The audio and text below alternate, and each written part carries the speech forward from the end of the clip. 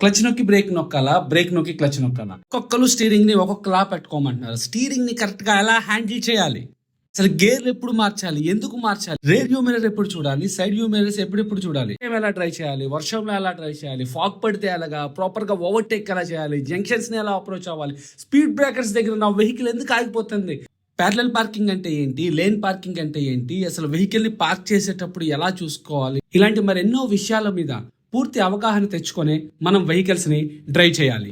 చాలా చిన్న విషయాల గురించి కూడా మనం బాగా ఆలోచించే నిర్ణయాలు తీసుకుంటాం. అలానే మనం పొద్దున్న లెగిస్తే తిరిగే రోడ్ల గురించి, వాడే వెహికల్స్ గురించి పూర్తి అవగాహన తెచ్చుకున్న తర్వాతనే మనం వెహికల్స్ ని డ్రైవ్ చేయాలి.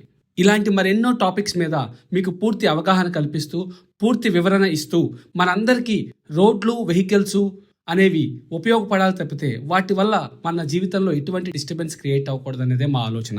రండి అందరం సేఫ్గా, రెస్పాన్సిబుల్గా రోడ్డు మీద వెహికల్స్ని డ్రైవ్ చేద్దాం.